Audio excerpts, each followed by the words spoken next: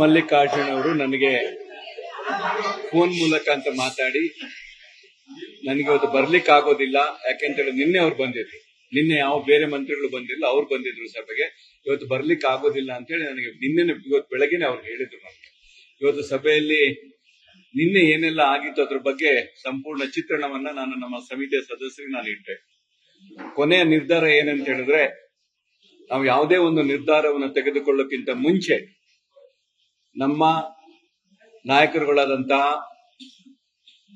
ಸಿದ್ದರಾಮಯ್ಯ ಸಾಹೇಬ್ ಇರ್ಬೋದು, ಅದೇ ರೀತಿ ಕರ್ನಾಟಕ ಪ್ರದೇಶ ಕಾಂಗ್ರೆಸ್ಸಿನ ಅಧ್ಯಕ್ಷ ಅಂತ DK ಶಿವಕುಮಾರ್ ಸಾಹೇಬ್ರು ಇರ್ಬೋದು, ಅವ್ರ ಜೊತೆ ಇವತ್ತು ನಡೆದ ಒಂದು ಸಭೆಯ ಚಿತ್ರಣವನ್ನು ಮುಂದಿಟ್ಟು ಅವರುಗಳು ಯಾವುದೇ ನಿರ್ಧಾರವನ್ನು ತೆಗೆದುಕೊಳ್ಳೋಕ್ಕಿಂತ ಮುಂಚೆ ಜಿಲ್ಲೆಯ ಮಂತ್ರಿಗಳಾದಂತಹ ದಾವಣಗೆರೆ ಜಿಲ್ಲಾ ಮಂತ್ರಿಗಳಾದಂತಹ SS ಮಲ್ಲಿಕಾರ್ಜುನ್ ಅವರು ಹಾಗೂ ಇತರ ನಾಯಕರುಗಳನ್ನ ಯಾರೆಲ್ಲ ಉಪಾಧ್ಯಕ್ಷರನ್ನ ಹಾಕಿದರೆ ಅವ್ರನ್ನೆಲ್ಲ ಕರೆದು ಮಾತಾಡಿ ನಂತರ ನಾವು ಕ್ಯಾಂಡಿಡೇಟ್ ಅನ್ನ ಒಂದು ಅನೌನ್ಸ್ ಮಾಡೋದು ಅಂತ ಹೇಳಿ ತೀರ್ಮಾನವನ್ನು ಮಾಡಿದ್ದಾರೆ.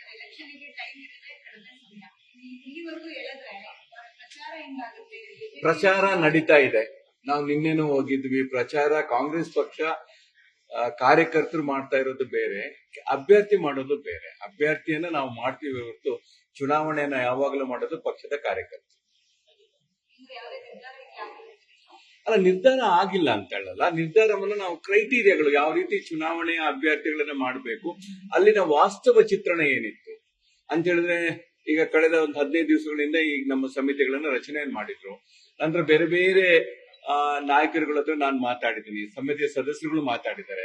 ಅದರ ಕೂಲಂಕಷವಾಗಿ ಎಲ್ಲದನ್ನ ಮಾತಾಡಿದನ್ನ ನಾವು ಕ್ರೋಢೀಕರಿಸಿ ನಮ್ಗೇನು ಅಲ್ಲಿಂದ ಯಾವ ನಾಯಕರು ಏನೇನು ಹೇಳಿದ್ದಾರೆ, ಯಾವುದೇ ರೀತಿ ಒಂದು ಚುನಾವಣೆಯನ್ನ ಮಾಡಬೇಕು, ಉಮೇದುವಾರಿಕೆಯನ್ನು ಸಲ್ಲಿಸಬೇಕನ್ನ ಎಲ್ಲ ನಮ್ಮ ಹತ್ರ ಮಾತಾಡಿದ್ರೆ ಅದನ್ನೆಲ್ಲದನ್ನ ಕ್ರೋಢೀಕರಿಸಿ ನಾವು ನಮ್ಮ ನಾಯಕರಿಗೆ ನಾವು ವರದಿಯನ್ನೇ ಇವತ್ತು ಅಥವಾ ನಾಳೆ ನಾವು ಕೊಡ್ತಾ ಇದ್ವಿ. ಅವರು ಆಮೇಲೆ ನಂತರ ವರಿಷ್ಠ ಮಂಡಳಿಯ ಜೊತೆ ಒಂದು ಚರ್ಚೆಯನ್ನು ಮಾಡಿ ನಿರ್ಧಾರ ತೆಗೆದುಕೊಳ್ತಾರೆ.